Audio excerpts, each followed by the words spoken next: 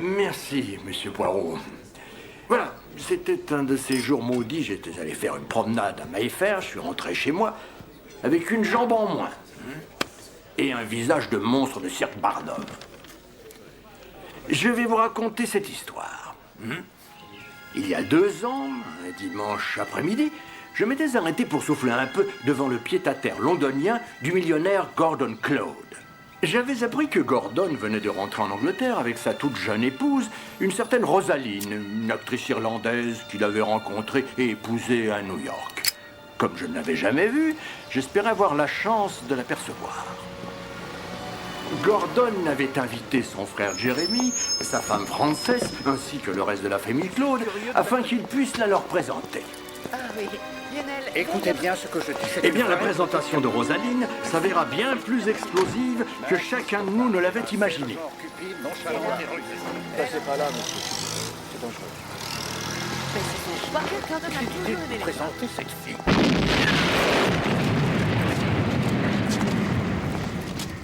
Du gaz. Un coup de fil anonyme avait signalé une odeur suspecte. Ça a soufflé toute la façade de la maison. Depuis l'intérieur, Gordon et une douzaine d'autres personnes ont été tuées sur le coup. La famille Claude se trouvait suffisamment loin de l'explosion pour s'en sortir indemne. Mais, par miracle, Rosaline aussi survécut. Soudain, elle sortit vivante de ce brasier. Elle était descendue à la cave choisir du vin avec son frère, un certain David Hunter. Pauvre Rosaline, veuve pour la seconde fois de sa vie à l'âge de, de 23 ans. Elle s'était donc mariée une première fois. Ah oui, un certain Robert Underhay, un de mes vieux complices. J'étais à l'armée avec lui, à Mombasa. D'où ma curiosité, vous comprenez. Quelque temps auparavant, le premier mari, Underhay, était décédé. Il a disparu. Dans la jungle. À jamais.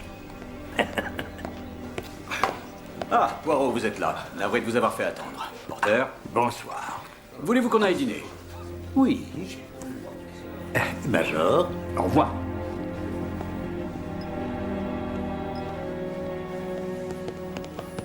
Porter est un raseur impénitent avec l'éternelle histoire de mon frère Gordon. Il ne peut pas savoir que vous nous connaissiez, les Claude. La mort de Gordon a sûrement eu d'importantes répercussions sur la vie de toute la famille, non? Nous venons de passer 2 années assez intéressantes, financièrement. Quant à ma nièce, Lynn, Avez-vous de ces nouvelles? elle rentre bientôt, en Angleterre. Définitivement? Vous savez que votre nièce est une enfant pour laquelle j'éprouve beaucoup d'affection. Oh, ce n'est plus une enfant, elle est fiancée et va se marier. Non. Un de ses cousins, pour tout dire.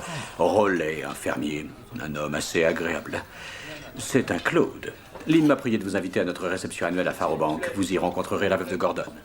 Bien, du bœuf, je le veux bien cuit. C'est comme ça qu'ils le font ici. Et puis, du pudding au raisin. Bien, monsieur. Maintenant, le vin. 2 verres de rouge de la réserve maison. Oh.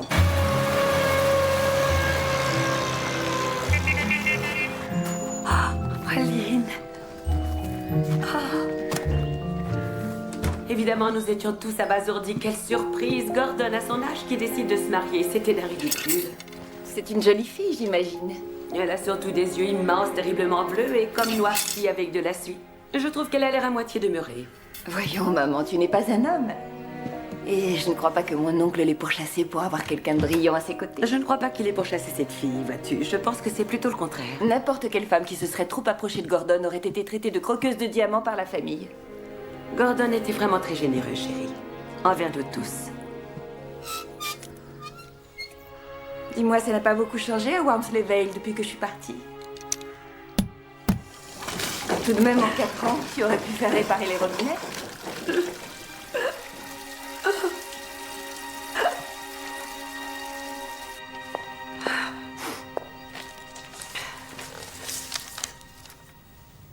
Que des factures impayées? Après la mort de ton père, Gordy m'a pris à part et il m'a dit « Écoute, je ne veux pas que tu aies de problème d'argent. Tout ce qui concerne les frais de la maison, mets-les dans une enveloppe et envoie-le-moi. » Oui, tu as bien tout mis dans une enveloppe, mais ça fait une somme. Est-ce que tu te souviens qu'on ait fait une seule dépense inconsidérée ici? Est-ce que cette femme dont j'ai oublié le nom ne pouvait pas payer, sa veuve? Il aurait suffi qu'elle passe un chèque de temps en temps. Il n'est pas possible... Franchement, je crois que Rosaline le ferait volontiers, mais sûrement pas son frère. C'est vraiment un sale individu, celui-là. Qu'est-ce que son frère a à voir dans cette affaire? C'est lui qui tient les rênes. Qu'est-ce que tu entends par tenir les rênes? C'est lui qui commande, il contrôle tout. Ses dépenses, tout ce qu'elle fait, ses conversations, si tant est qu'elle en ait. Et il dirige Farobank comme si ça lui appartenait. En vérité, t'es tant et moi-même doutons fort que ce David Hunter soit le frère de Rosaline. Voilà, relais.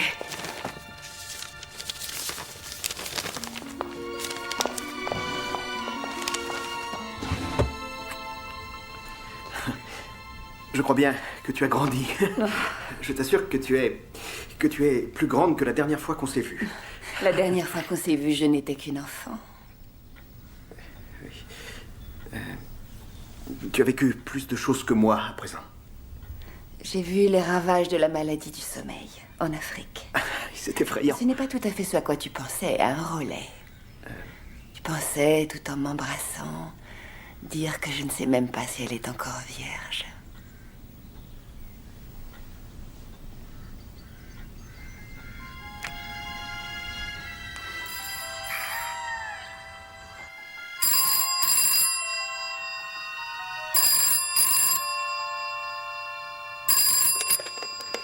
Rosaline Claude. Tu n'es pas une Claude. Tu es une roulure, une sale petite traînée. Une traînée irlandaise. Et moi, qu'est-ce que je suis?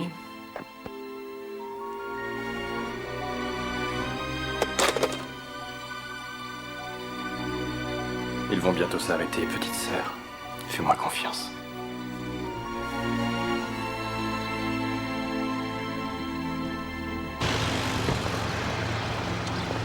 Mon cher Georges, tout dans mon nouvel appartement m'enchante, et vous le savez. Toutefois, ce matin, un méchant courant d'air m'a importuné. Ah, et puis aussi, en ce qui concerne le rangement de mes livres sur les étagères... Je suis d'accord, monsieur. C'est inacceptable, ça n'arrivera plus. Merci.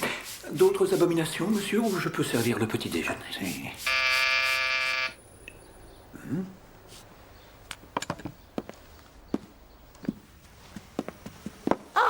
Mon cher monsieur. Madame. Puis-je m'asseoir ici? Oui, Quel mobilier merveilleusement vieillot vous avez là. tout ici est un peu vieillot, madame. Ah, c'est faux, pas depuis que je suis arrivée.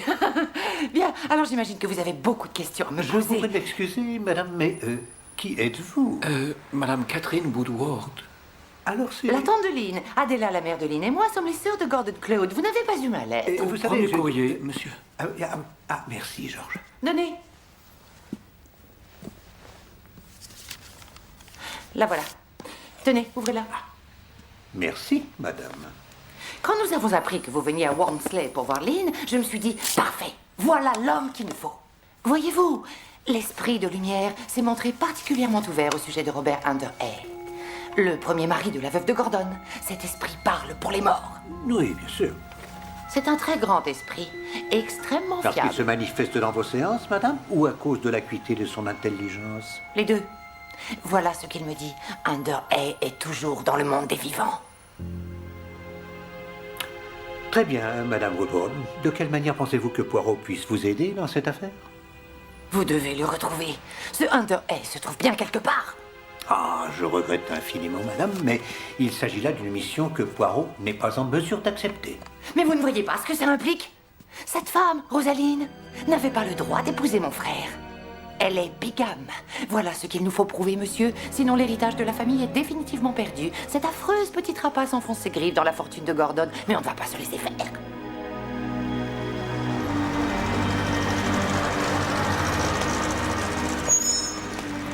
Merci.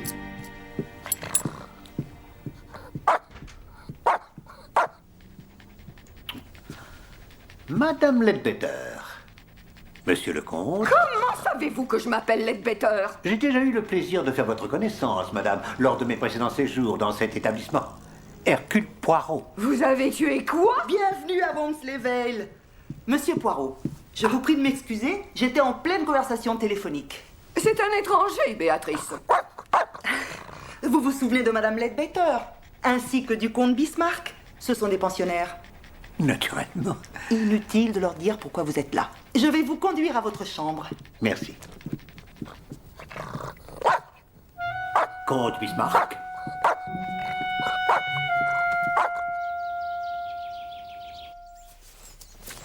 Je n'y arrive pas, rien à faire. Allons, laisse-moi t'aider.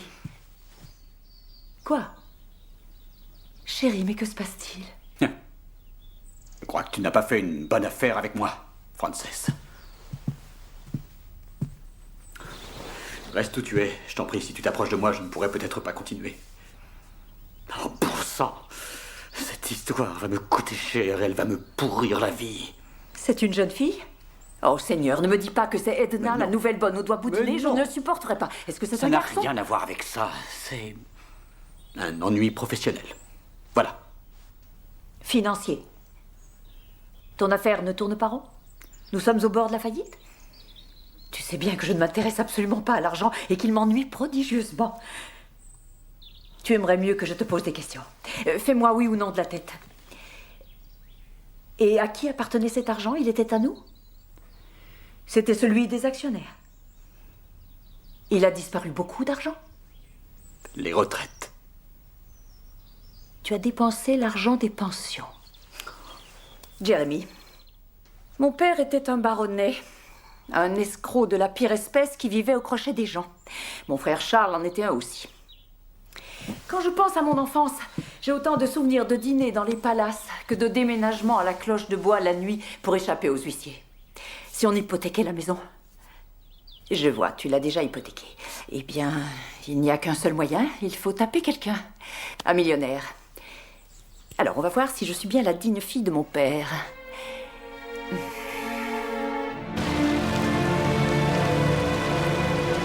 Pauvre vieux château de Farobank. Je n'ai jamais rien vu de plus vulgaire de toute ma vie. J'ai l'impression d'aller à une orgie. Cet endroit reste vide toute l'année et ne reprend vie que lors de rares réceptions. Ah mon Dieu, le pire exemple de folie de mauvais goût qu'on puisse imaginer. Je suis d'accord, mais tu ne disais pas ça quand mon oncle Gordon était encore en vie. L'esprit de lumière ne transige pas. Je vois, c'est très utile. Et sur quel sujet À propos de particulièrement? Robert Anderey. Qui d'autre? Le premier mari de Rosaline. L'esprit a toujours raison et il est catégorique. Anderey est toujours en vie et j'ai peur pour Rosaline. Elle a commis le péché de bigamie. Quand Rosaline décédera, son âme ira brûler en enfer pour l'éternité. L'esprit en est absolument persuadé. Comme Cathy, si jamais tu tiens un de ces propos stupides ce soir, je serais vraiment très fâchée contre toi.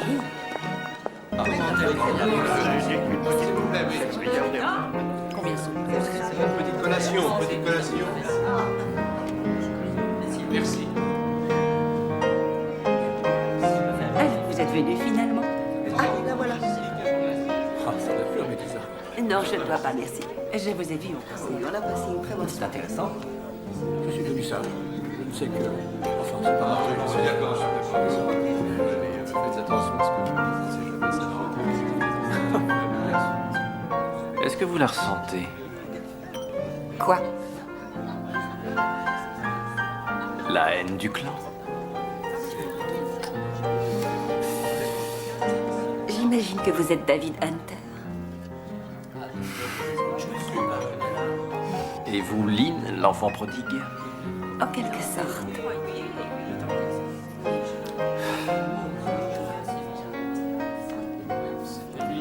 Superflu est une chose nécessaire. Qu'est-ce que les Claude haïssent? Moi. Et puis ma sœur. Mais moi principalement. Car c'est moi qui tiens les cordons de la bourse bien serrés quand votre clan se trouve dans les parages. Quel est le terme le plus approprié pour définir une tribu de Claude qui ne peut plus exploiter le filet? Je ne sais pas du tout. Une non-existence. Une non-existence de Claude. C'est le terme, oui.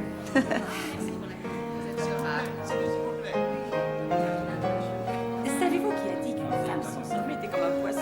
Pour quelle raison vous mariez-vous à Rowley? C'est une brute et un raseur. Regardez-le. Il nous lance des regards du coin de l'œil. Il a peur de ce que je pourrais vous dire. Et il a raison.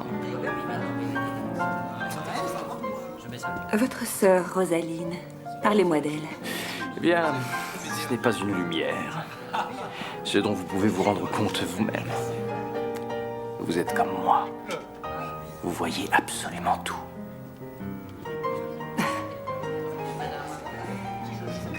Vous faites erreur, je ne suis pas du tout comme vous, monsieur Hunter. Mon cher David, vous êtes bel homme, mais vous devez un peu vous étoffer. Vous devez à tout prix goûter ça. Pourquoi? Est-ce qu'ils sont fourrés de poison? Quoi?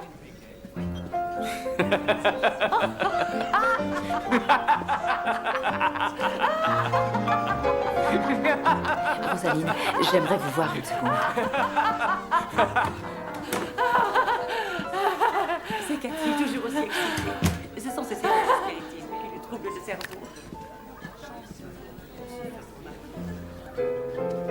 Comme il n'y a pas de façon élégante de le dire, je vais être très directe. Jérémy s'est mis dans le pétrin. Je ne vais pas vous assommer avec des détails, mais une importante somme d'argent qui n'était pas tout à fait à lui vient de s'égarer. Vous trouvez ça embarrassant, Rosaline? Imaginez ce que je ressens.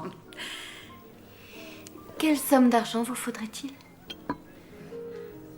Mais s'occuper de la gestion de tout un hôpital au cœur de la jungle africaine, voilà qui implique de lourdes responsabilités, non? Toutes vos lettres m'ont été d'un grand soutien. C'est la pure vérité. À vrai dire, elles m'ont encouragée. j'étais très ami avec votre père. Je lui avais promis de suivre de près le parcours que vous feriez dans la vie. Cependant, il ignorait bien sûr que votre parcours vous emmènerait à des milliers de kilomètres d'ici. Votre père serait vraiment très fier de vous, mademoiselle. Extrêmement fier. Rosaline, je suis tout à fait consciente, ma chère, que vous avez sauvé mon mariage. Je consacrerai le restant de ma vie sur cette terre à veiller à ce que vous soyez heureuse et épanouie. Et bienvenue à Wormsley Vale.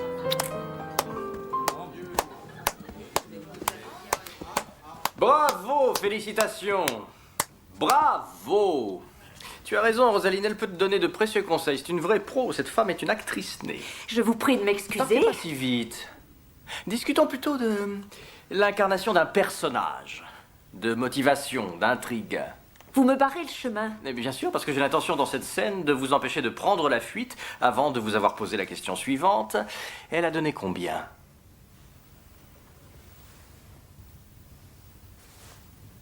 Alors, combien? Quel que soit ce qui ait pu se passer entre elle et moi, ça ne vous regarde absolument pas. Vous faites là une déclaration à la fois idiote et mensongère. Et si jamais je vous entends redire ça, je serai très désagréable envers vous, Frances. Et vous n'aimerez pas ça. Alors, combien? Votre sœur a jugé bon de me faire un prêt de 10 000 livres sur son propre argent. Pas possible. Un vrai tonneau. Oh, j'ai toujours pensé qu'elle était la Oh, vous n'oubliez aucun détail. Il s'agirait donc d'un prêt et non d'un don. Je vous rembourserai le tout dès que l'occasion se présentera. Donc c'est tout de suite. Rendez-lui ce chèque ou elle devra l'annuler. Ça ne plaira pas au directeur de la banque et ça fera mauvaise impression. Mais à vous de choisir ce qui vous convient le mieux.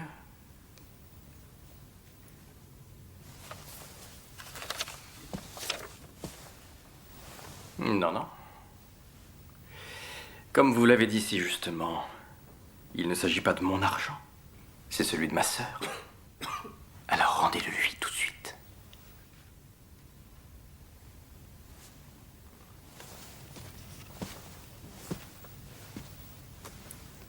Je suis vraiment désolée. Oh, ce n'est pas grave, ma chère. Jamais je n'oublierai la gentillesse que vous m'avez témoignée. Pas plus, David, que je n'oublierai votre attitude. Ça ne fait rien, Frances. Peu importe.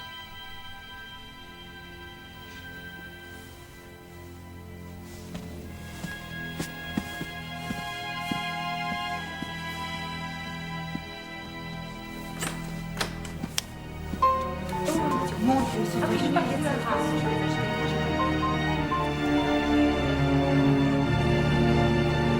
Cette soirée a été des plus surprenantes. Bonne nuit, Rollet. Bonne nuit, Adela. Ne tarde pas trop, chérie.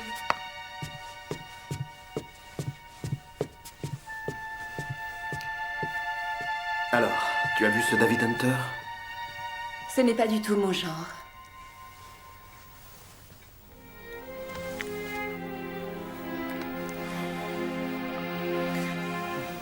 Donc, la réponse à la question que tu m'as posée aujourd'hui, Mais quelle question, Lynn?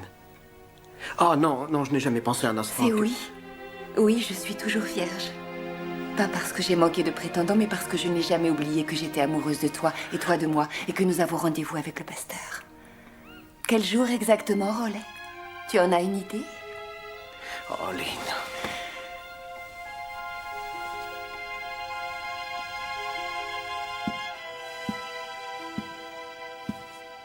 Je veux rentrer chez moi.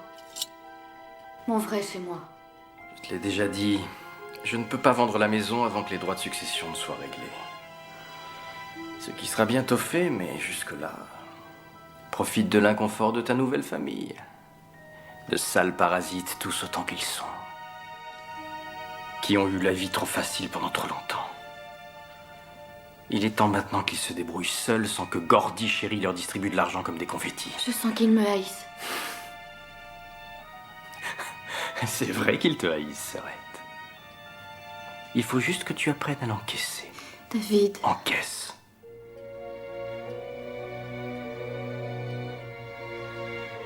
Maintenant, qu'est-ce que tu vas faire? Tout ce que tu voudras, David. Ce qui veut dire exactement. Me faire du bien, David. Puisque tel est ton choix. Ce sera comme tu voudras.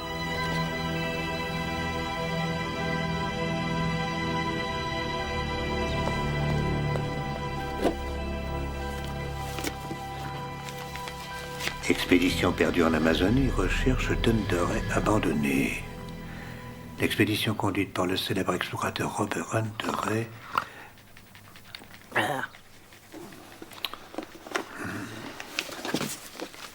Explosion de gaz à Mayfair. On redoute de nombreuses victimes.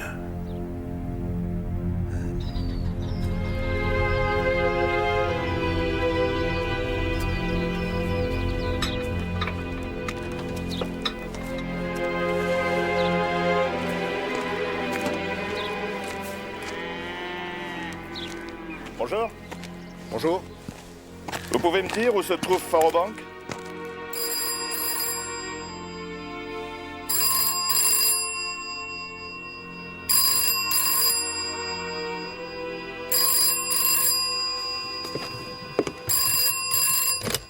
Oui. Tu fais ça avec ton frère, avoue. Mais qui êtes-vous? Vous êtes qui? Tu pourrais faire l'amour avec un cadavre.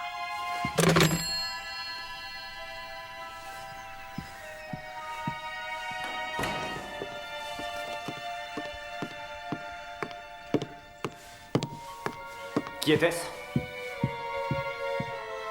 Encore? Tu as ouvert des lettres?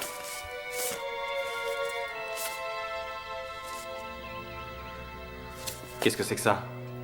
Quelqu'un l'a apporté? Je n'ai rien ouvert. Tu as vu qui l'avait apporté? Pourtant tu passes assez de temps à regarder par la fenêtre. Je peux partir maintenant? Non.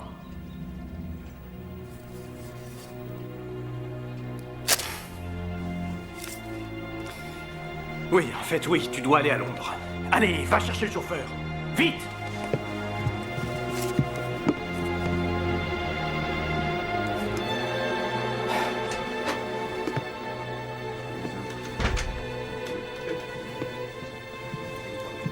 Monsieur Hunter, n'est-ce pas? Mhm. Alors, qu'est-ce que je peux faire pour vous? Eh bien, il y a un de vos clients qui m'a invité à venir le voir chez vous aujourd'hui. Entrez.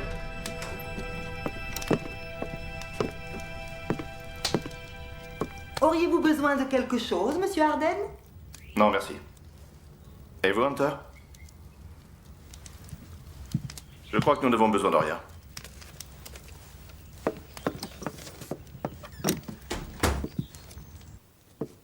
Venez me voir cet après-midi, je vous apprendrai quelque chose qui ne manque pas d'intérêt concernant le mari de votre petite sœur, Rosaline. Il n'est pas précisé quel mari. Mon vieux, il n'y a jamais eu qu'un mari. Robert Underey.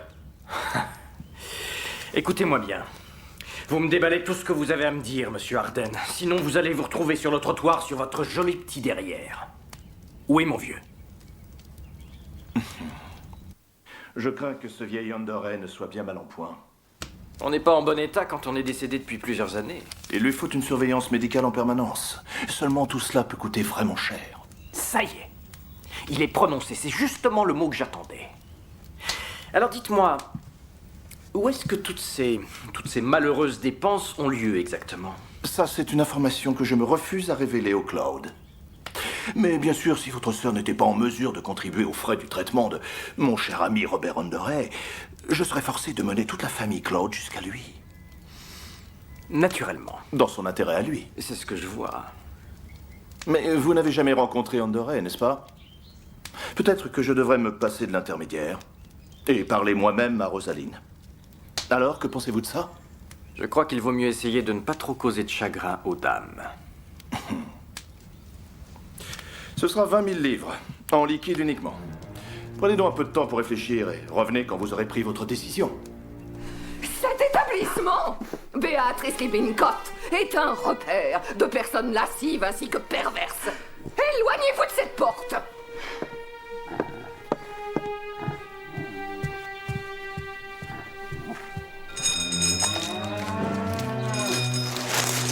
Oh, ne vous excitez pas, j'arrive.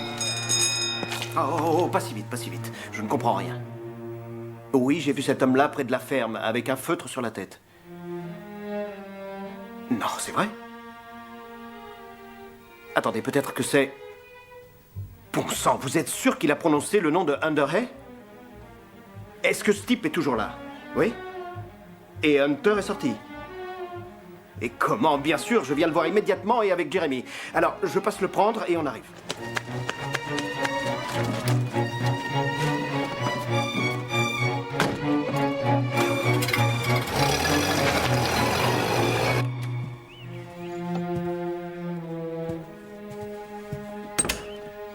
C'est Rowley. Il veut te voir. Il est très agité.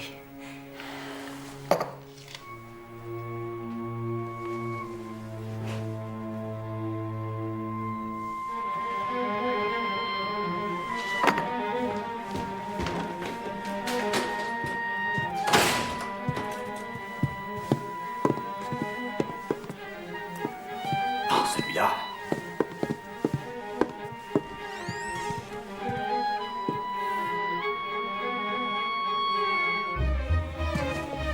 Venez dans mes appartements, monsieur Rowley. je ne sais pas On sera encore. plus à l'aise. Je suis absolument sûre de ce que j'ai entendu. Et David? Écoute-moi, ne dis rien.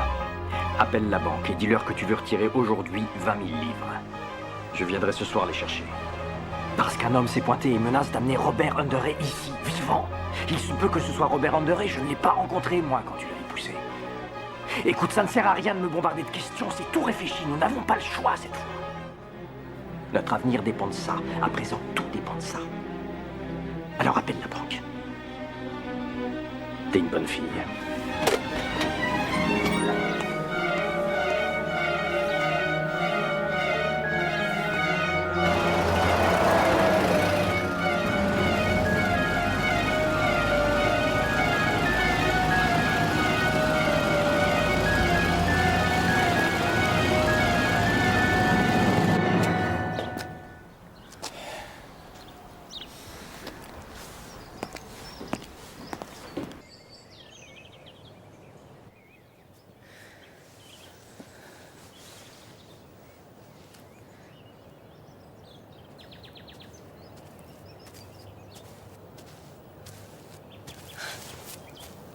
Elle vous hypnotise.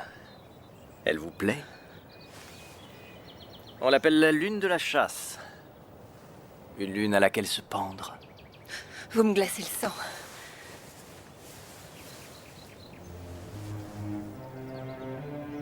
Vous êtes chez moi ici.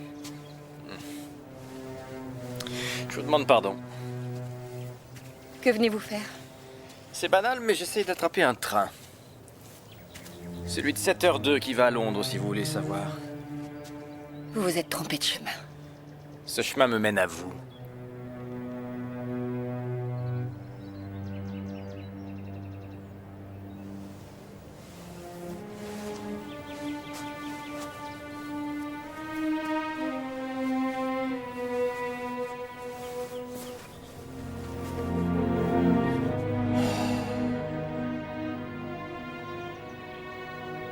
quoi est-ce que vous pensiez?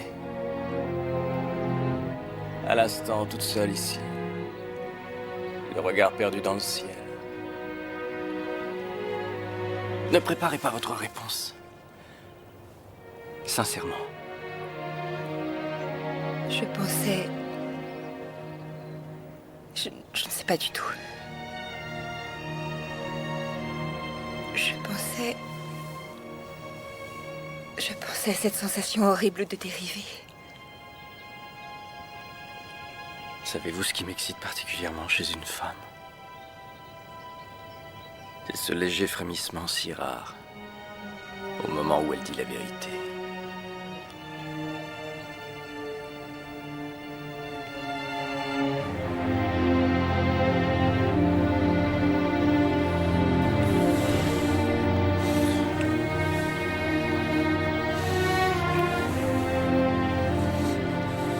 Pas ici.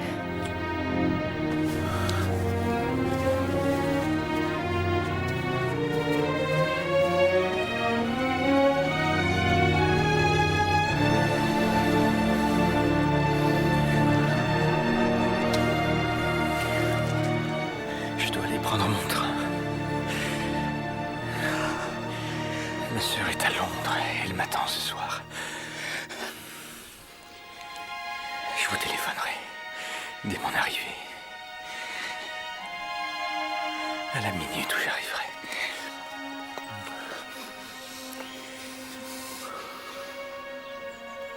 Rentrez chez votre mère.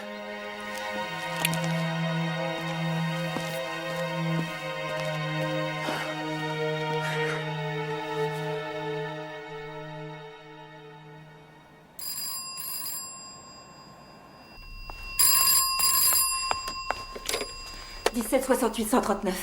J'ai un appel de Londres. Allô? Allô? C'est moi. Vous pouvez parler? Je n'en suis pas sûre. Je peux écouter.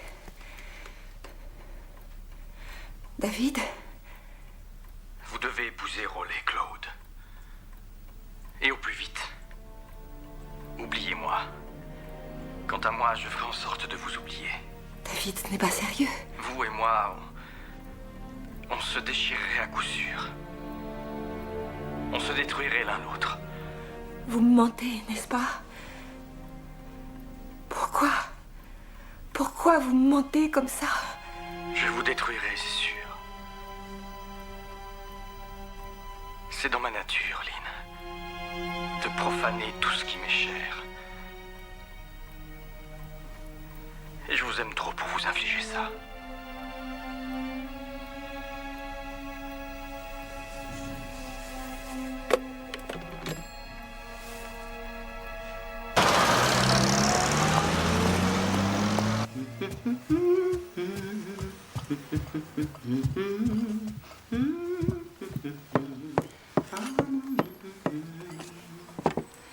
Monsieur Arden, vous êtes présentable? Petit déjeuner.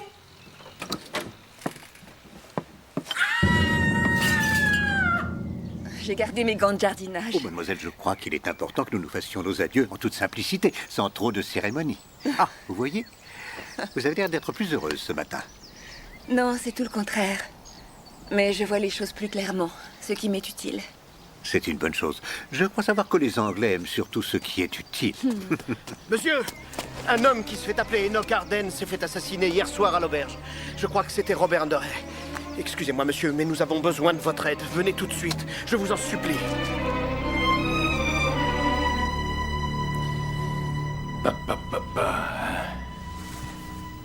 C'est une chance en tout cas que vous soyez là.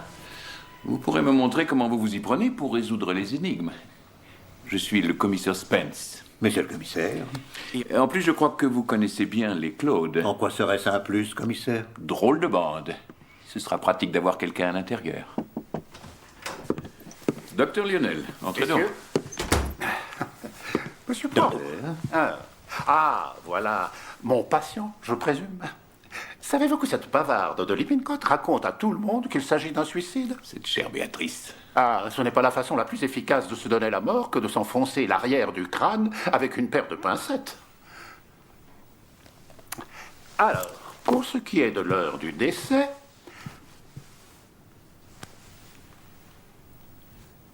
à mon avis, entre 18 et 21h30 hier soir. Oui, je suis d'accord. J'en suis très flatté. Et Béatrice a entendu Arden à 20h30, ce qui nous permet de faire une estimation plus précise. Bon, je vais vous remplir le certificat, mais si ça ne vous dérange pas, je vais vous quitter. J'ai d'autres patients à voir qui, à l'inverse de ce malheureux, peuvent payer leur traitement. Monsieur Claude, vous êtes là, c'est parfait. Est-ce que ceci vous appartient? Je l'ai trouvé là-haut, dans la chambre. Je n'aime pas les couleurs aussi voyantes. Vous avez raison. Ça va plutôt aux brunes, ces rouges-là. Il a dû recevoir une femme là-haut. Bien. Où est-ce qu'on en était? Vous étiez là-haut, près du cadavre, et moi ici, et on m'a traité comme si je l'avais tué. Vous l'avez tué? Pas du tout. Je vous ai dit que Béatrice m'avait appelé pour me dire qu'elle avait entendu Arden hier soir réclamer une énorme somme d'argent à Hunter. J'ai pensé qu'il fallait que je vienne voir ce type. Donc, vous êtes tout de suite venu voir ce type? Vous ne l'auriez pas fait? Que vous a-t-il dit à vous, cet Arden? À vrai dire, il n'a pas eu l'air très surpris. En fait, il a tenté de me faire chanter, moi aussi. Combien la famille paierait pour avoir la preuve qu'Underhay était encore en vie, mais à ce moment-là, j'ai disjoncté. Je lui ai dit que si Underhay était Je vous toujours prie vivant, de nous m'excuser, étions autant... mais qu'entendez-vous par disjoncté? Ça veut dire que monsieur s'est mis... Je me suis mis en colère, merci beaucoup.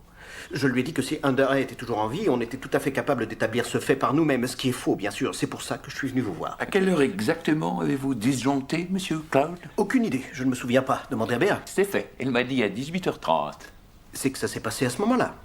J'imagine que Béa vous a aussi dit que Hunter était revenu juste après mon départ, ce qui fait que c'est la dernière personne à avoir vu Arden vivant. Bon, eh bien, nous allons devoir parler à Monsieur Hunter et à sa sœur. Oh, ils sont à Londres. Ah, non. Commissaire, voulez-vous avoir l'obligeance de leur téléphoner pour les inviter à venir d'urgence cet après-midi à mon appartement? Je vais aller chercher une voiture. Merci. Je vous en prie. Ah, Georges, les invités, Monsieur Hunter et Madame Claude, sont arrivés, monsieur. Parfait. Monsieur. Plaisir. Ah, oui, merci. Ils se sont installés au salon.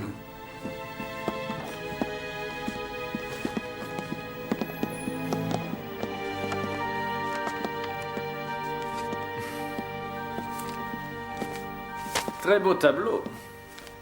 Poirot, que tu connais déjà. Madame. Et à en juger par cette jolie paire de chaussures bon marché, vous êtes policier? Je suis le commissaire Harold Spence. Oh, le commissaire Harold Spence.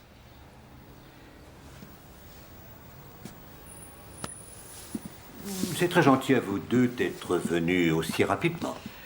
Écoutez, Poirot, vous avez peut-être le temps de bavarder, mais Harold, lui, il travaille. Et les bavardages m'ennuient. Que se passe-t-il? Enoch Arden est décédé.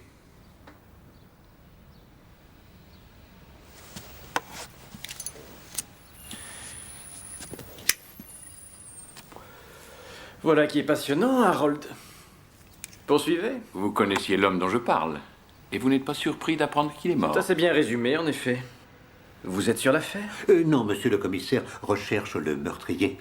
Et Hercule Poirot est à la recherche de Robert Underhay. Mais les informations recueillies nous seront utiles à tous les deux.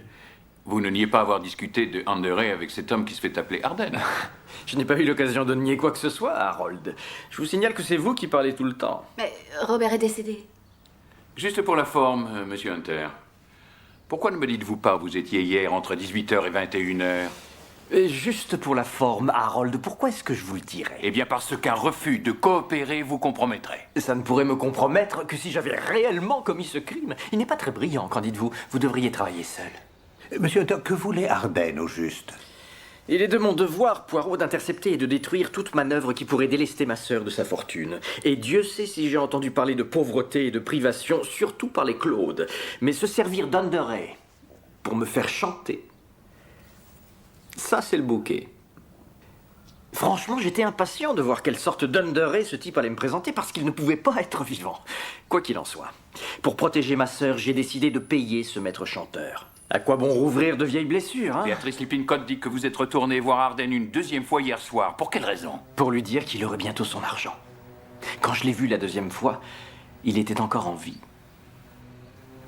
Madame Claude, cet homme, cet Arden, prétendait qu'il connaissait votre premier mari, Robert Underhay. Alors, serait-il possible que vous l'ayez connu autrefois, peut-être sous un autre nom? Alors, si vous vouliez bien avoir la gentillesse... Non, pas si vite, Poirot. Il n'est pas question qu'Harold emmène ma sœur examiner un maudit cadavre amoché. Pourquoi amoché, monsieur? Bien, dans ce cas. Mais tu ne vois donc pas ce qu'ils essaient d'insinuer? Ils disent que ce cadavre pourrait être celui de Robert. Je dois aller vérifier par moi-même. J'en ai le droit, non? David, je t'en supplie. Excusez-moi, mais je ne crois pas à ce genre d'exercice. Étant donné les circonstances, pourrait-elle reconnaître le corps comme étant celui d'Underhead? Oh, s'il vous plaît. Oui, merci infiniment, commissaire. Oui, oui, vous m'avez rendu un grand service. Au revoir. L'après-midi du meurtre, Rosalind Claude a appelé son banquier pour le prévenir qu'elle ferait un retrait de 20 000 livres en espèces. Grand Dieu, c'est bon, cette fois on le tient. Vous pensez que ça peut être retenu contre David Hunter? Hunter lui a fait faire ça parce qu'il avait décidé de payer. Oui, ça ne fait aucun doute, c'est bien une preuve. Non, ça prouve simplement qu'il y a eu chantage. Mais ça ne prouve pas qu'il ait eu l'intention de commettre un crime. Il faut choisir, il ne faut pas dire n'importe quoi. Soit M. Hunter se préparait à payer, soit il se préparait à l'assassiner. Me suis-je bien fait comprendre? Dans toute cette affaire, rien, vous entendez, rien ne colle véritablement. Et plus particulièrement, le défunt pose un problème. Enoch Arden. Ce n'est même pas une anagramme. Non, c'est un personnage de Tennyson.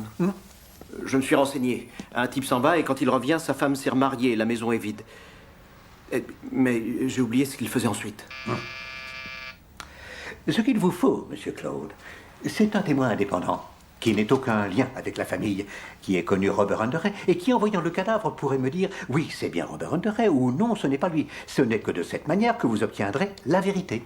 Bien sûr, c'est évident, mais où voulez-vous trouver un témoin aussi exceptionnel? Alors, Monsieur Claude, avez-vous, oui ou non, fait appel au service du plus grand détective du monde? Venez, je vais vous présenter ce témoin exceptionnel. Major Porter, je vous salue. Vous n'auriez pas de cigarette sur vous, Monsieur Poirot. Je m'aperçois que mes munitions sont épuisées. Bien sûr, voyons. C'est trop gentil. Lynn, tu ne comprends donc pas. Si ce porteur reconnaît le corps comme étant celui du mari de Rosaline, ça veut dire qu'il était toujours son mari. Elle est coupable de bigamie vu qu'elle s'est remariée à Gordon. Ça signifie que le testament de Gordon est toujours valable. Oui, c'est ça. Ce qui veut dire qu'il revient un quart de tous les biens à Jeremy, un quart à Cathy, un quart à ta mère et un quart à moi. Si on se dépêche d'engager les poursuites, on aura l'argent dans la poche dans 1 an environ. Je ne veux pas te faire vivre dans une porcherie. Ta vie a été dure en Afrique. Et puis, j'ai eu mon compte ici, moi aussi. Mais que vont-ils faire? Qui donc? Rosaline et David.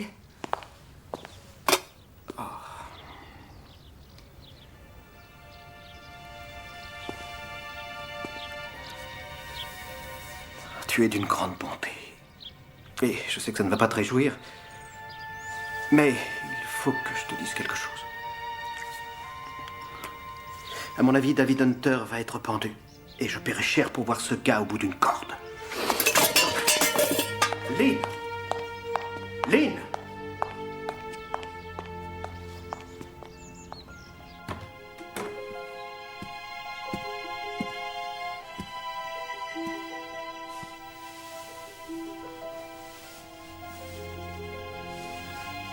Ce n'est pas moi qui ai fait ça. On sait tous les deux que je pourrais arriver à t'en convaincre. Mais je veux que tu le crois en toute liberté. Parce que c'est la vérité. C'est inouï qu'on ait dû revenir dans ce lieu cauchemardesque. Ils sont obligés de faire une enquête, Rosaline. Ça ne va durer qu'une journée. Ils vont tout découvrir. Toute ma vie. Rien ne sera découvert. Parce que rien ne sortira de ces jolies lèvres qui ne soit d'abord sorti de là. Et voilà pourquoi tout va très bien se passer.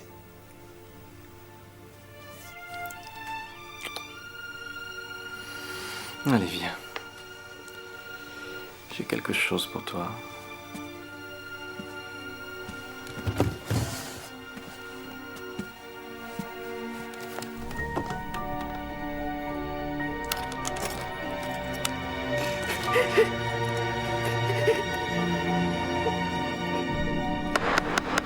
Je vous remercie. Je vous remercie. Suivant. J'appelle David Hunter. Tu as vu, il ne bouge pas.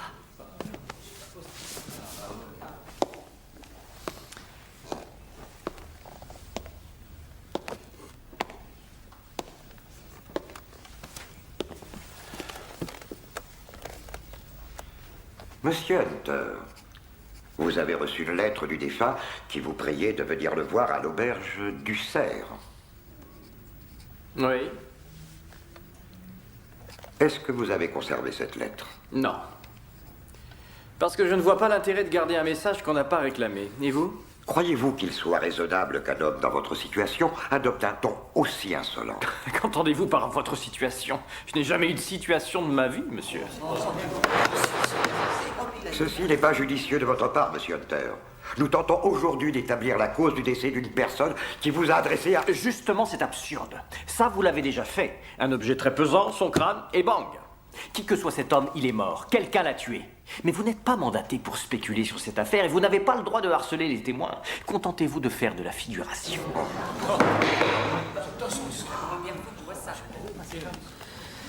Mais de toute évidence, puisque vous êtes fasciné par la vie de personnes bien plus intéressantes que vous-même, je vais vous éclairer sur ce point. Quand ce meurtre a été commis à l'auberge du Cerf, j'étais à un autre endroit. Une dame peut d'ailleurs garantir la véracité de mes propos. Et est-ce que cette dame a un nom? Oui, bien sûr. Mais ce n'est pas moi qui vous l'apprendrai.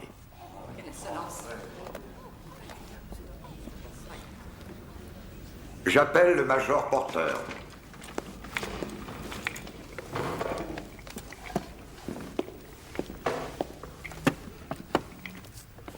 Major, est-il vrai que vous avez été chargé de procéder à une reconnaissance du corps? Oui, monsieur. Est-ce que vous avez pu identifier l'homme que vous avez vu? Absolument, monsieur. Vous avez l'air bien sûr de vous, Major. Il n'y a vraiment pas l'ombre d'un doute, monsieur. L'homme que j'ai vu était bien Bobby Underhead. Oui. Oh, regarde. S'il a dit, c'est que c'est vrai. Allez, ça joue. Alors, Madame Claude, le Major Porter a identifié la victime comme étant Robert Underhead. Il a dit, il n'y a vraiment pas l'ombre d'un doute. Que répondez-vous à ça? Je dis que le Major fait erreur. Pourtant, il est catégorique. Le Major a servi avec Underhead à Mombasa. Il a mangé avec lui et puis défilé avec lui. Le Major connaissait si bien mon ex-mari. Alors pourquoi Robert n'a jamais désiré me le présenter?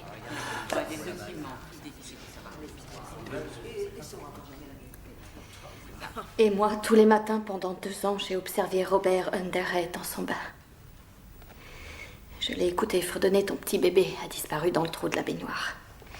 J'ai dormi à ses côtés dans son lit. Le Major Porter, est-ce qu'il a fait ça? J'étais très amoureuse de Robert. Je le connaissais bien. Quand il est décédé, j'ai vécu un cauchemar. Ça dépasse l'entendement qu'on puisse insinuer qu'il est à nouveau vivant et qu'il est revenu du fin fond de l'Afrique jusqu'à Wormsley Vale et que je ne le reconnaisse même pas.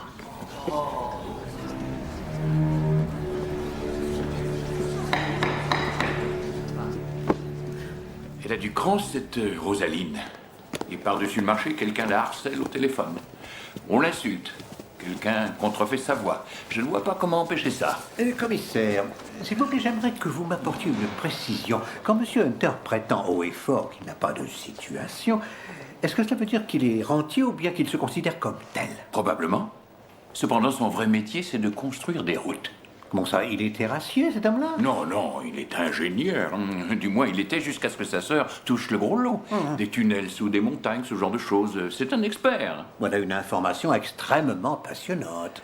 Quel que soit son métier, il aura de gros ennuis si cette dame ne vient pas témoigner en sa faveur. Il y est qu'au presto, je finirai par le coincer. Et il sera condamné à la corde. Une petite pastille? Non. Quoi, non? J'ai toujours eu des doutes. Maintenant, j'en ai la quasi-certitude. Ce n'est pas possible. J'espère qu'on y arrivera. Monsieur, vous avez une minute? Oui. C'est un peu déplacé de vous parler à côté de ces tombes. Je ne vois pas ce qu'on va faire maintenant. Je vous ai demandé de retrouver Underhay et en ce qui me concerne, enfin en ce qui nous concerne, vous l'avez retrouvé. Oui. À présent, il ne reste plus qu'à le prouver au tribunal. Sachez que Rowley se fait du souci, monsieur. Il craint que l'argent qui vous était réservé ne parte maintenant en frais d'avocat. Oh, dans ce cas, Poirot ne recevra pas d'honoraires. Ce sera mon cadeau de mariage. Oh, c'est très gentil à vous, monsieur. Hein, chérie, c'est trop gentil. Merci infiniment. Monsieur Poirot, vois-tu, c'est toujours ce dont les gens ont besoin. Même si les gens ne le savent pas eux-mêmes. D'après mon expérience, mademoiselle, ils savent toujours ce dont ils ont besoin, mais quelquefois, ils refusent de le reconnaître.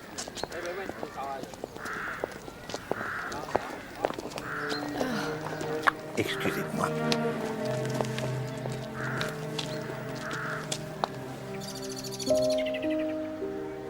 Savez-vous que lorsqu'on enterre un prêtre, on le met toujours face à ses paroissiens? Et vous savez pourquoi? Parce que le jour du jugement dernier, quand les morts seront ressuscités, il pourra les accueillir et leur faire franchir les portes du paradis. C'est une merveilleuse idée, non? Je n'irai pas au paradis. Ah, il ne faut pas dire ce genre de choses. Le désespoir est un péché. Je suis exclue de la miséricorde de Dieu. Dites pas de sottises.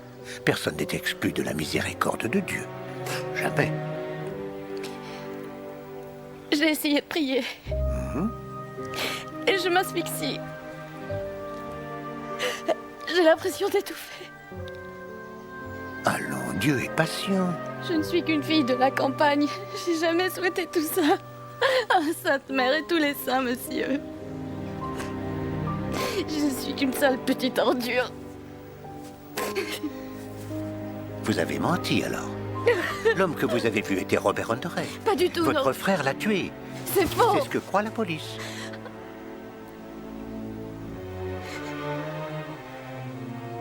Je ne suis pas votre ennemi, madame. Et je pense pouvoir vous aider. Si vous me laissez faire.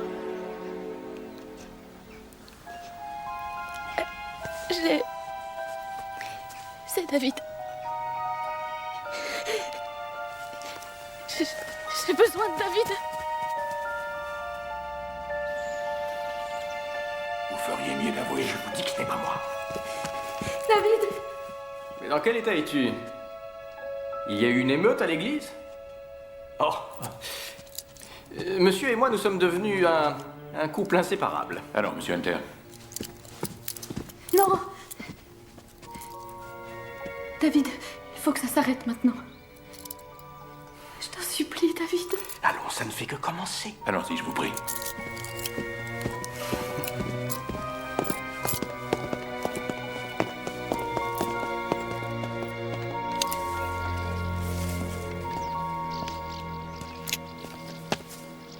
Monsieur, j'espérais votre visite. J'aurais voulu vous voir avant, mais je n'ai pas eu le courage. Je sais.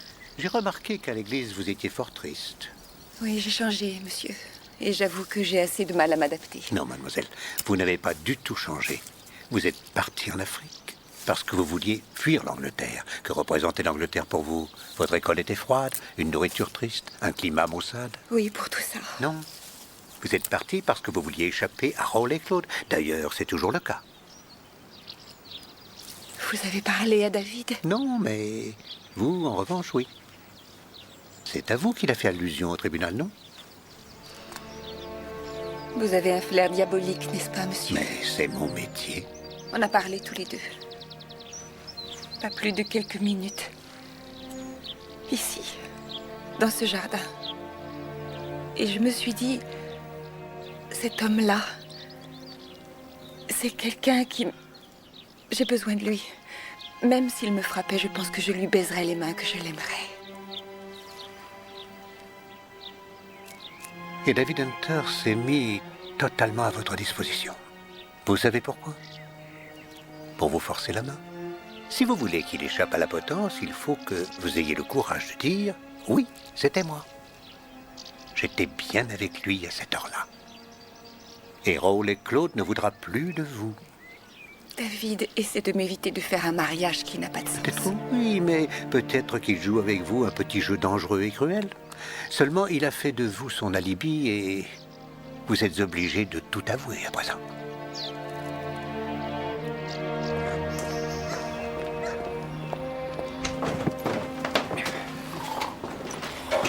Excusez-moi.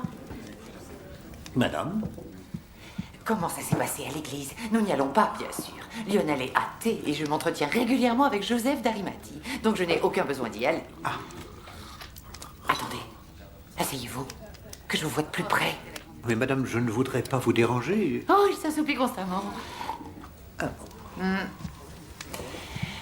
Oh, je vois que vous avez énormément d'indigo non résolu dans votre aura.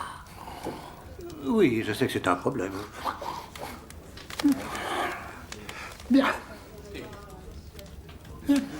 Que puis-je faire pour vous? Vous voyez, il n'est jamais très loin. Non. Docteur, est-ce que vous pourriez me dire si l'expertise médicale effectuée dans cette affaire est entièrement satisfaisante? Cathy, sors-tu? Ah, d'accord. Je dois toujours partir quand il veut parler d'atrocité. Je vais donc aller me refaire une beauté, comme on dit. Oui. Vos intestins ne vous font pas souffrir? Oh, grâce à Dieu, non. Constitution robuste et conscience tranquille. Je vais vous dire ce qui cloche d'un point de vue médical dans cette affaire. Ce n'est pas l'arme du crime qui a tué ce malheureux Arden. Recouverte de sang, bien sûr, et de cheveux, mais... Il y a quelque chose qui ne colle pas. Quelle intuition! Écoutez-moi, docteur. Oui? Où est-ce que vous étiez à l'heure du meurtre? Ici. J'ai fait une visite à Madame Ledbetter, c'est-à-dire que je l'ai entendue divaguer pendant 1 heure. Mais elle paie bien. Vérifiez si vous voulez, réveillez-la. Seulement gare aux oreilles. Je vous prie de m'excuser, docteur. Oh, une seconde, je les oublie. Madame Rosaline Claude. Et qu'est-ce qu'elle a? Je crois qu'elle n'est pas très bien. Ayez la bonté d'aller la voir et faites-moi parvenir vos honoraires. Très volontiers.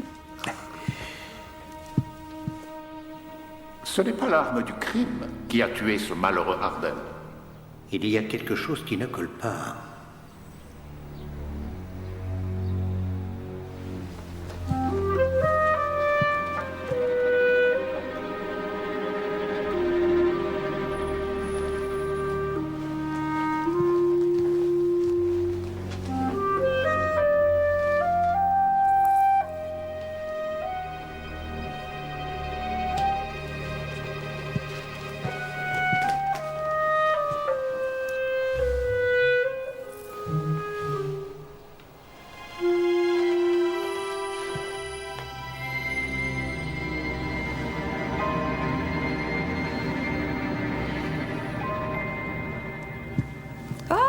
Vite, monsieur, pas si vite. Madame?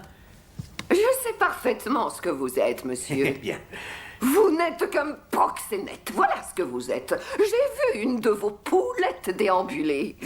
Elle a monté et descendu l'escalier la nuit où cet idiot a été tué. J'ai vu cette fille au visage maquillé. J'ai vu cette catin, les cheveux relevés sous un foulard orange.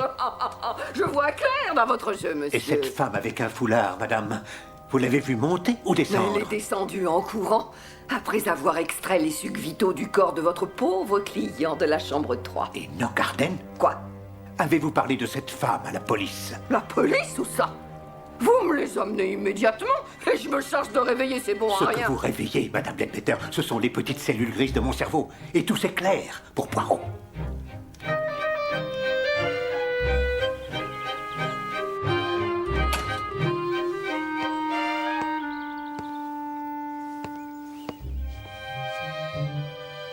Y a-t-il quelqu'un? C'est moi, Poirot.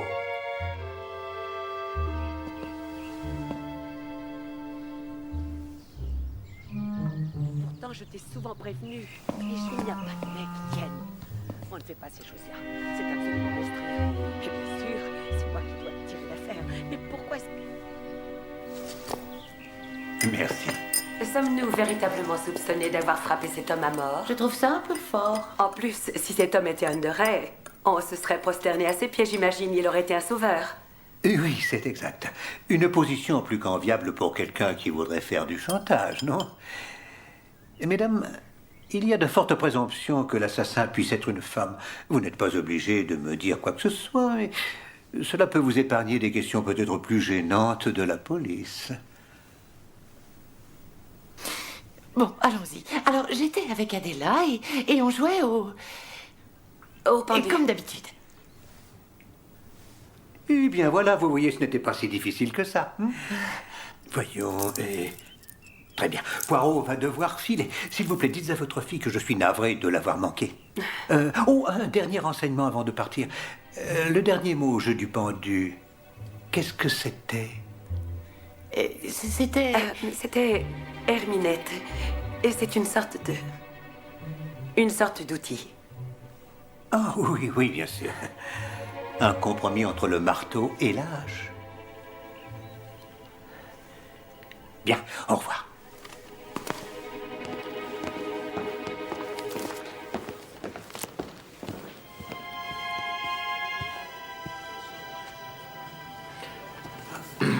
Il vous faut autre chose, Major? Non.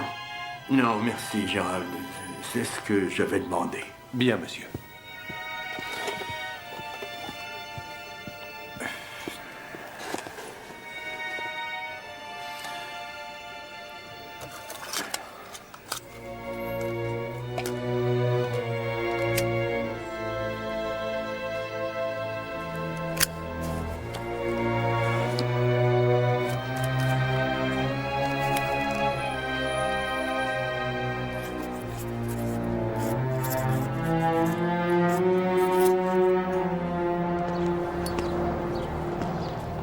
J'apporte une drôle de nouvelle.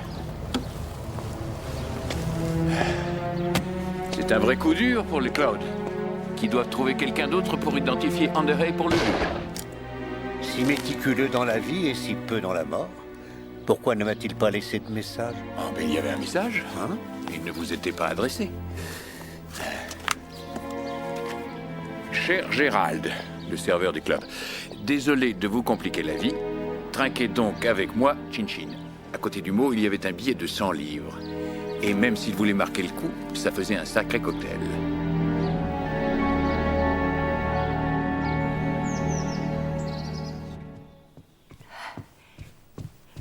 Navré de vous avoir fait attendre, monsieur. Jérémy a dû s'absenter. Mais c'est vous que Poirot vient voir, Madame Claude. Il vous apporte une information qui pourrait vous désespérer. Ah bon? Si vous n'aviez déjà, comme je le crois, une pleine connaissance des faits. Votre frère, Madame... Charles? Oui. Est hélas décédé. Quelle triste nouvelle, en effet. Quand l'avez-vous découvert? J'ai découvert que c'était bien lui à l'instant en vous parlant. Mais cela fait plusieurs jours que vous le saviez, non?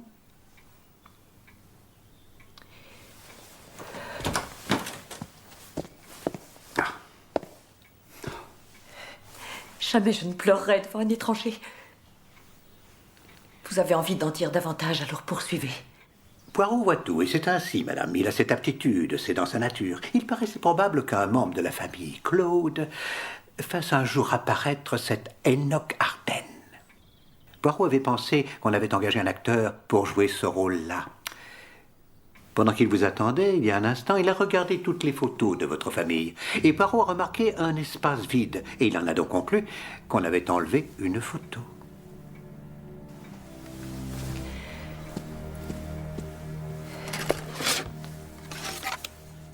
Charles, nous n'avons jamais été proches. Mais assez proche pour lui demander de venir vite faire cette imposture, non? Une mascarade qui lui a coûté la vie. Pour l'argent, monsieur. Je lui ai fait miroiter qu'il aurait la moitié de ce dont j'allais hériter. Il n'allait pas rater cette aubaine. Il a toujours été extrêmement vénal. Mais plein d'audace. Il achetait une belle voiture sous réserve de l'essayer et sillonnait la ville pour acquérir des œuvres d'art et du vin. Personne ne refuse un chèque quand vous arrivez en limousine. C'était un maître en escroquerie rapide et cruelle.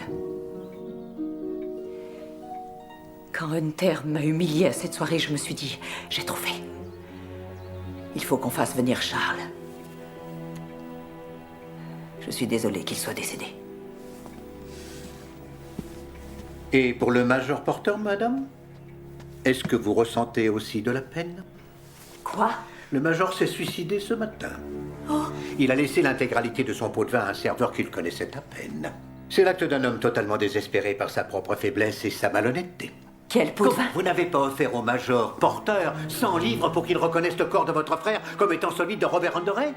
Qu'est-ce que vous racontez? Qu'avez-vous pensé, madame, quand le major l'a affirmé? Un mensonge grossier qui ne pouvait pas se résoudre à devoir répéter sous serment au tribunal.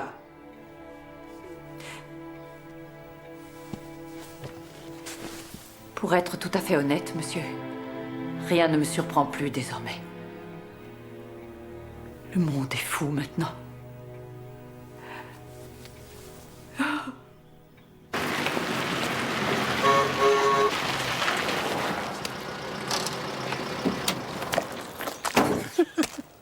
Je vous ai fait sursauter. Oui. Hein. C'est ma façon de tester votre cœur gratuitement. Rosaline, il n'y a pas de traitement de faveur. Ah. Et comment l'avez-vous trouvé? Je l'ai trouvé assez surmenée, pas dans son assiette. Mais rien de grave, il suffit qu'elle prenne un supplément de vitamines, c'est tout. Et ces vitamines, je les lui ai aussi fournies. En effet, ce qui cloche chez elle, c'est qu'elle souffre d'un traumatisme dû à cette explosion. Et puis le fait de vivre avec ce frère pervers n'arrange rien, bien sûr, mais là, ça n'entre pas dans mes attributions. Payable à 30 jours. Comment? Ah oui, la douloureuse. Le moment un peu cruel où l'on doit payer quelque chose que l'on n'a pas consommé.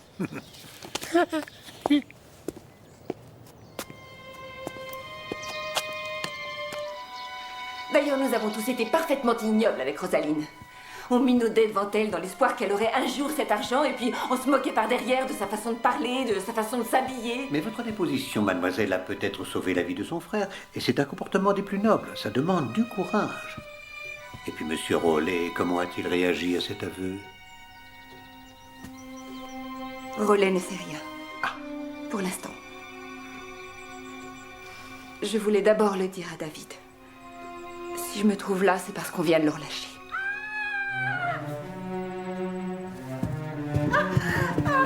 Que se passe-t-il? Non, non, non, non, mademoiselle, non, non, s'il vous plaît. Laissez Poirot s'en occuper. Oh.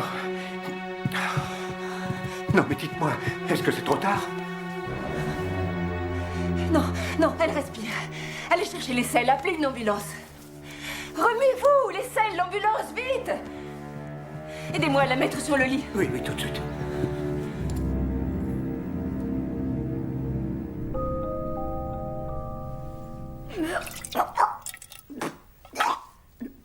Allez vider ça et apportez-moi de l'eau froide et des serviettes. Dépêchez-vous. Ça va aller. Je suis désolée, mais dans la brousse, on est obligé de crier pour faire bouger les choses. Oh, vous êtes admirable. Vous permettez? Et madame, voulez-vous bien que Poirot...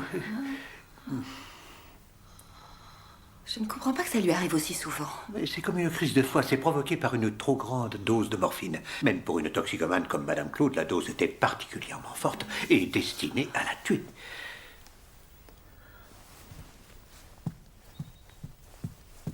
Il y a là peut-être 15 ou 20 tubes, si je ne m'abuse. C'est une dose mortelle. Pourtant, elle est en vie. Pourquoi?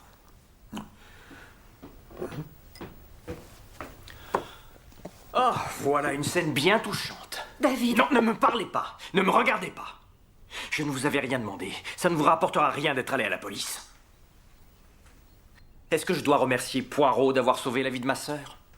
Dites-moi, est-ce que vous avez pris cette femme-là en flagrant délit d'empoisonnement? S'il y a un délit, monsieur, c'est vous qui le commettez. C'est vous l'empoisonneur, ici. Je calcule simplement les doses de morphine qu'elle doit prendre, et ceci depuis l'explosion.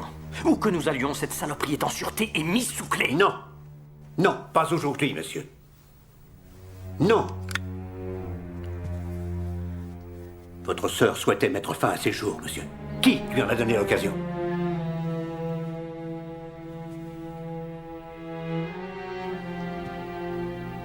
Dites à cette femme de s'éloigner de ma petite sœur. Je veux être seul avec Rosaline. Mademoiselle.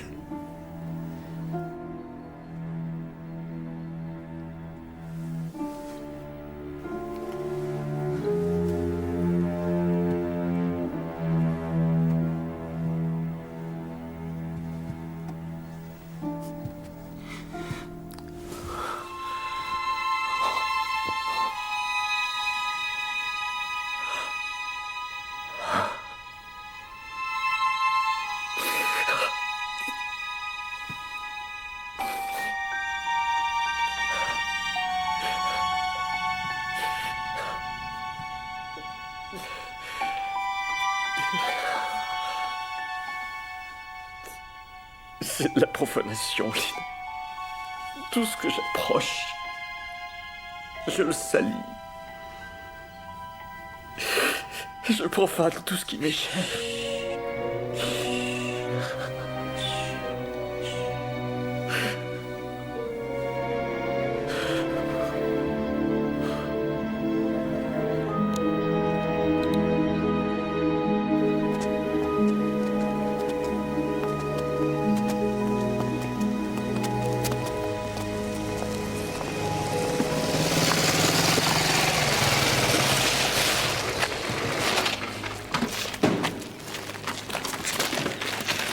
Une tentative de suicide, un suicide réussi et un meurtre tout à fait banal. Je n'y comprends absolument rien. Monsieur Poirot? Oui? Une lettre de Scotland Yard, monsieur. Merci. J'avoue que je redoute la réponse qui se trouve dans cette enveloppe. Si elle est négative, c'est que Poirot se trompe dans cette affaire depuis le premier jour. Mais si elle est positive...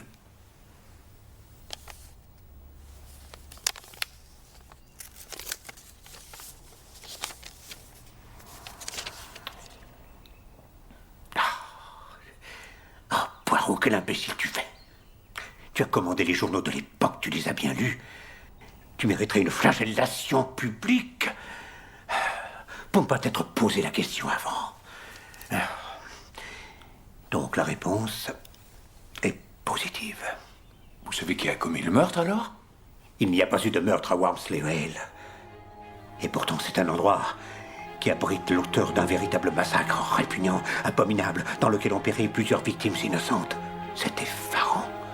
Mais maintenant ta carapace vient de tomber, mon ami. Et ta noirceur est révélée au grand jour.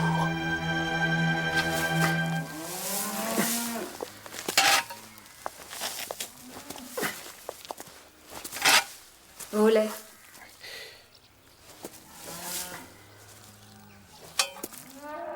Tu as pleuré?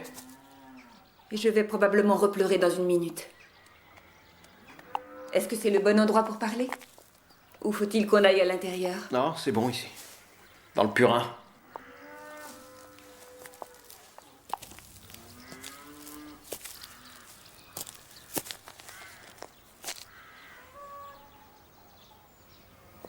Je suis désolée, mais je ne peux pas t'épouser. Tu le sais au fond de toi, non? Tu es soulagée à présent. Qu'est-ce que tu entends par là? Toi et moi, on espérait que l'un de nous finirait par le dire. Je t'ai posé une question! Ça veut dire, Rowley, que ce mariage était voué à l'échec, qu'on n'est pas fait l'un pour l'autre. Ce serait vouloir notre malheur que de prétendre le contraire. Alors pour qui est-ce que je suis fait? Ça m'intéresserait de le savoir.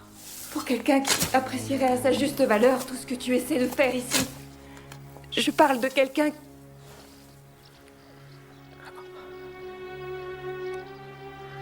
à qui cela suffirait.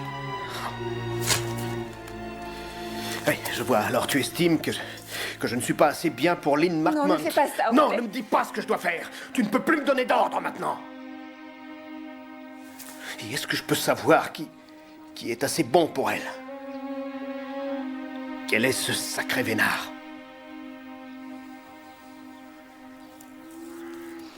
David.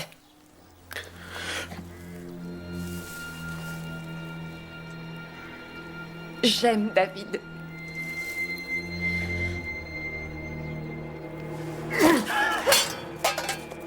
Et il m'aime. Je n'imagine pas une minute qu'on sera particulièrement heureux, lui et moi, c'est vrai. Mais aussi étrange que cela puisse paraître, ça m'est égal. L'amour, tu sais, c'est plus grand que le bonheur.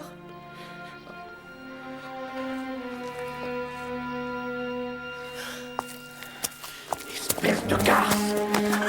Espèce de sale gars! L'amour est plus grand que le bonheur, hein, espèce de sans-cœur! Putain! Il ne t'aura pas, Lynn. Non, non, ce serait trop pas juste. J'ai tué 2 personnes par amour pour toi. Et David, qu'est-ce qu'il a fait, hein? Qu'est-ce qu'il a fait? Voiture! Monsieur Claude! je vous prie de laisser cette dame. Immédiatement. Il est grand temps que Poirot se décide à parler.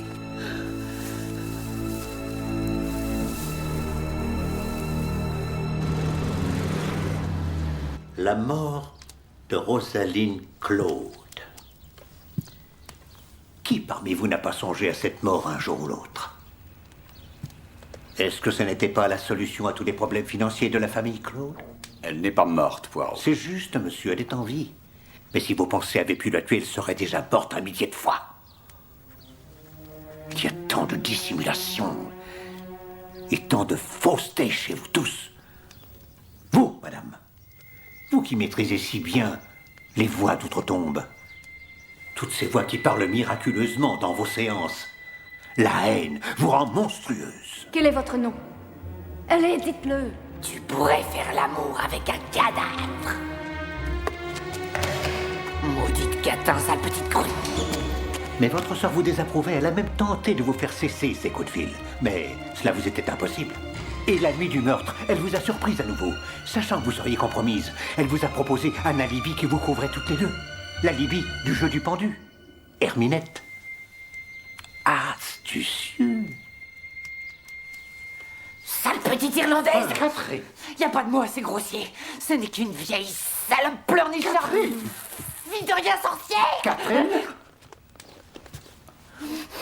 Arrête, ça suffit. Et bien sûr, ce docteur si dévoué qui s'est occupé la nuit du meurtre de Madame Leadbetter. Pendant combien de temps, Madame Leadbetter? Pendant 1 heure à peu près. 1 heure? 10 minutes tout au plus, oui. Mais il m'a facturé l'heure entière, cet escroc. Ce bon médecin, dont le système digestif est paralysé par la quantité colossale de morphine qu'il lui faut absorber tous les jours. Je comprends tout maintenant. Pas étonnant que cette famille ait besoin d'autant d'argent. Et puis Poirot vous a envoyé examiner Rosaline Claude. Et là, vous avez découvert ce que vous soupçonniez depuis le jour du procès, lorsque vous aviez vu chez elle vos propres symptômes d'intoxication. Vous en aviez la confirmation. Excellent. Excellent. Une droguée comme vous, avec un vrai trésor, des tubes de morphine. Oh non, je rêve. C'est curieux, hein, docteur, que votre égoïsme qui vous a poussé à lui voler ce produit ait sauvé la vie de votre patiente.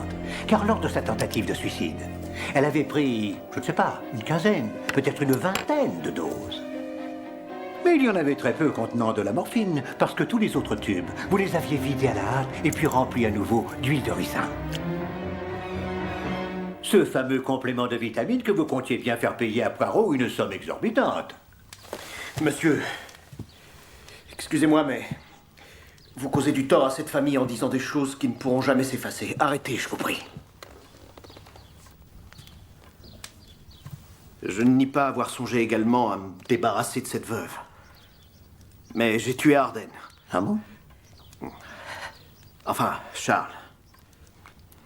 Béatrice m'avait appelé et m'avait tout raconté avant que j'entre dans sa chambre. J'ai cru que j'étais en position de force. Mais ça m'a tellement révolté de voir cet homme hautain planté devant moi, puant la corruption, que tout d'un coup, j'ai vu rouge. Car non seulement vous aviez déjà rencontré cet homme, mais vous aviez vu sa photo chez votre tante. C'est vrai que depuis ma plus tendre enfance, personne de votre génération ne m'a jamais pris au sérieux, ne m'a jamais fait confiance. Et vous saviez que ces deux-là complotaient en secret pour que la famille récupère l'argent de Gordon.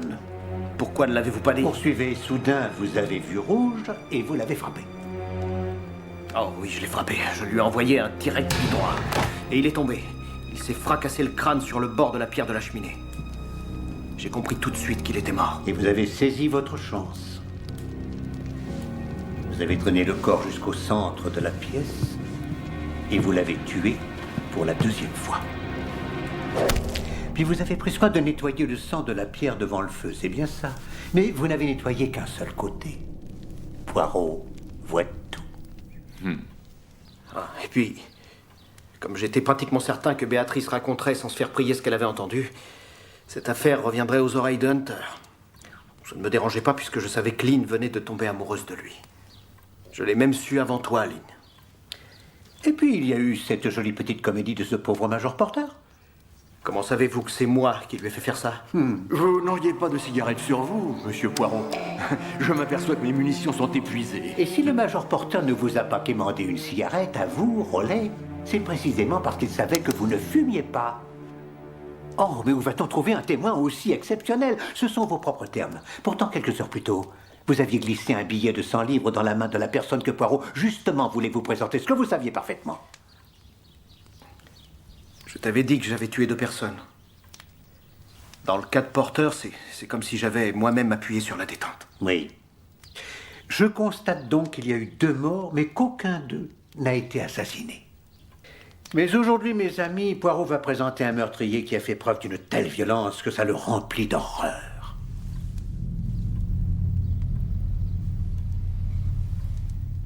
Bon, mais vous oubliez cette catin au foulard orange. Très bien, Madame Ledbetter, vous posez là une question des plus Je pertinentes. ne vois pas quel rôle elle a joué là-dedans. Non, mais elle est parmi nous en ce moment, Madame.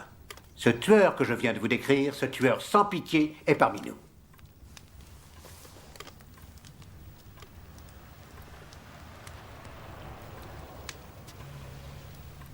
Commissaire. Alors, juste pour la forme, Monsieur Hunter, voulez-vous mettre ce foulard, je vous prie? Vous allez devoir trouver une meilleure preuve que ça, Poirot. Très bien. Commissaire, est-ce que je me trompe ou vous avez encore dans la poche le tube de rouge à lèvres? Le voilà. Alors veuillez, je vous prie, le passer à Monsieur Hunter, juste pour la forme. Non. Ça manque de dignité. Mais cela aurait été aussi le cas juste avant de commettre un meurtre. Alors peut-être pourriez-vous nous expliquer pourquoi vous avez jugé utile de le faire? Est-ce que cela vous dérangerait de tout expliquer vous-même? J'ai l'impression que vous aimez beaucoup le son de votre voix. Parfait.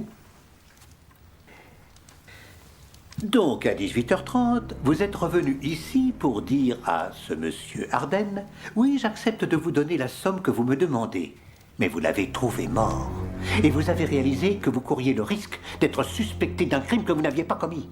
Personne ne devait vous voir là. Il fallait partir pour Londres. Donc, vous recherchez, ou plutôt, vous allez converser avec Mademoiselle Marchmont.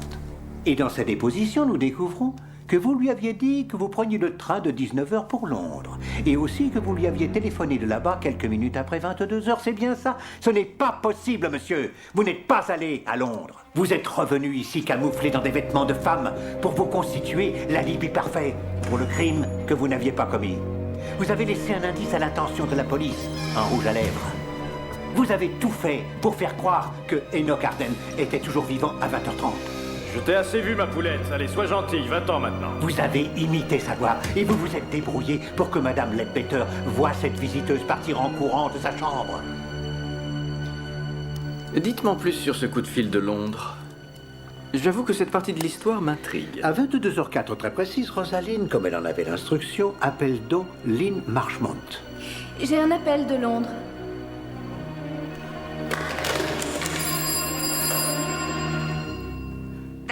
C'est moi.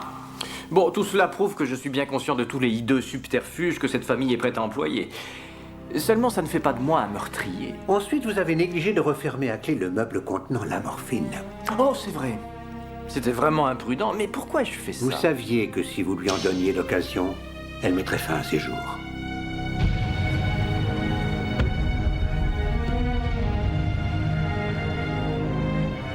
Un dernier service que vous avez tranquillement savouré.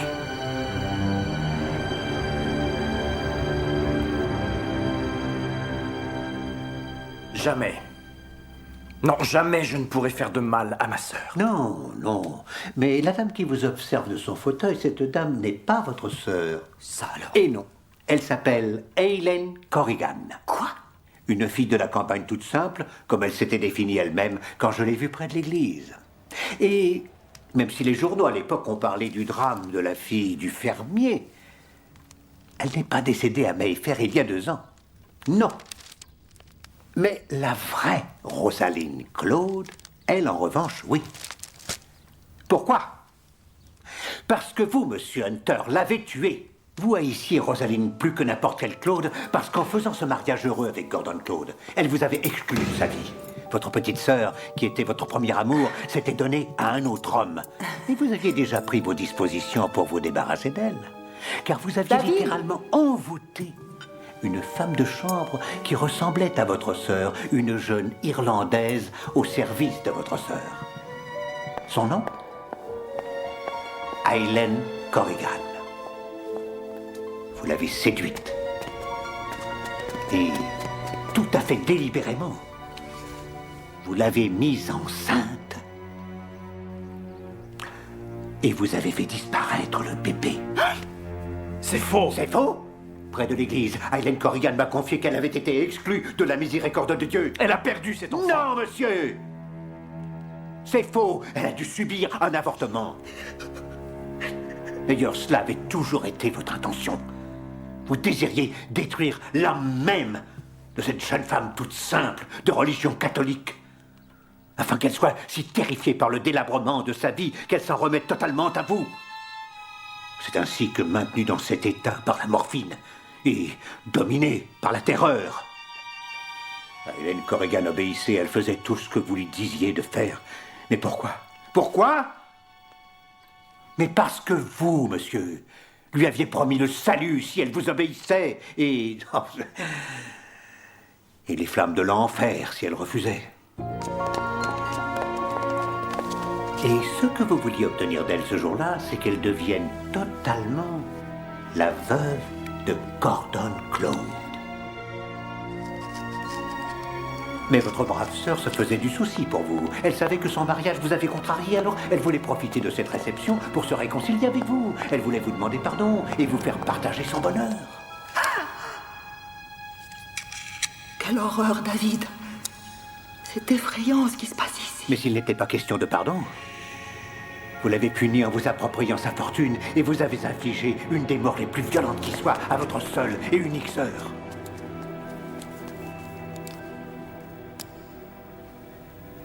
Coupe-moi.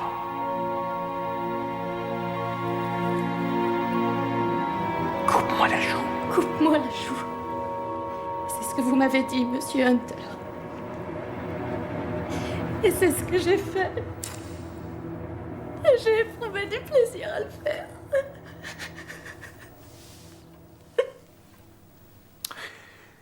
Puis votre sœur est retournée auprès de son mari.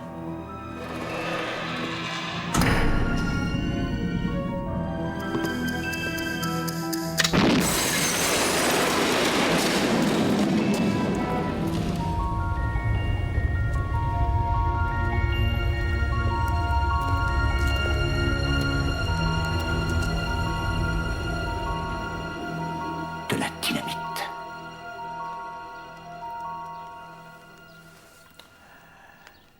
Il n'y a pas eu d'accident de gaz à Mount Street. Non. Une lettre reçue aujourd'hui de Scotland Yard contenant l'expertise médico-légale vient de confirmer mes soupçons. C'est un acte prémédité que l'explosion de cette bombe, monsieur. Un dispositif conçu et déclenché par vous, David Hunter, ingénieur et constructeur de routes.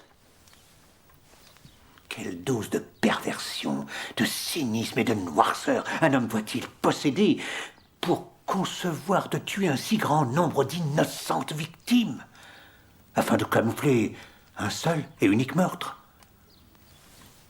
Si Dieu doit refuser sa miséricorde à quelqu'un sur cette terre, monsieur, ce sera probablement à vous.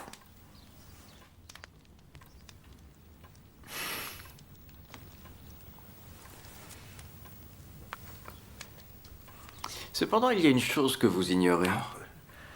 À votre avis, combien y a-t-il de bâtons d'explosifs dispersés dans cette salle d'auberge prêts à exploser?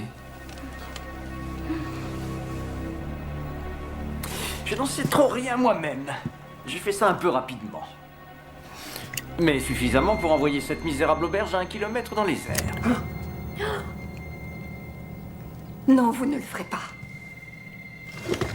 Vous ne ferez pas ça. Vous ne ferez pas ça. Par amour pour moi. Je sais que vous êtes amoureux de moi, David. Et que cette fois-ci, vous protégerez l'être que vous aimez. Et que vous ne le détruirez pas.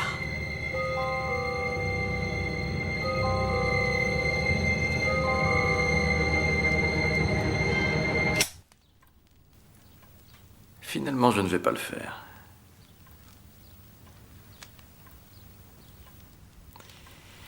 Et puis de toute manière, il n'y a pas de dynamite. Je vous ai tous bien eus.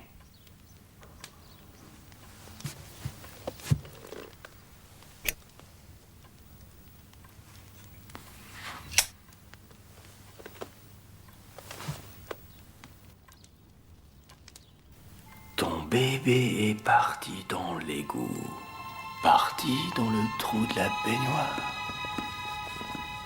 Ta pauvre petite chose était maigre comme un clou. Et il est parti dans l'égout.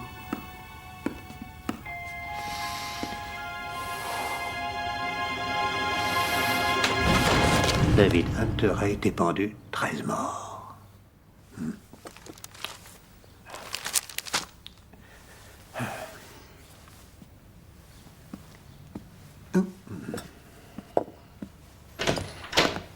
Mademoiselle Lynn Marchmont, monsieur.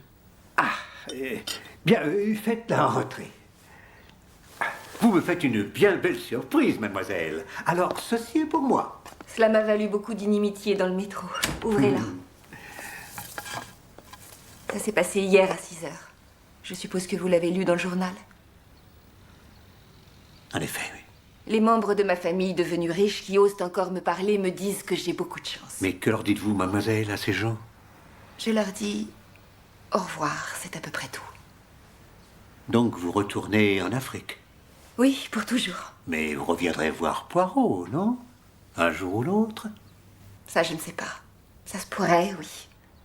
Je ne vous promets rien. Allons, ouvrez-la, voulez-vous? Avant que je fonde en larmes. Et je ne veux pas fondre en larmes. Oh! C'est un Arabe qui me l'a vendu. Apparemment, il a pour mission de surveiller votre maison afin que seules de bonnes choses y pénètrent.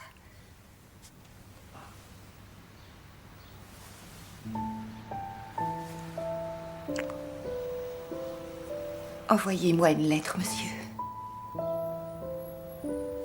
J'adore vos lettres.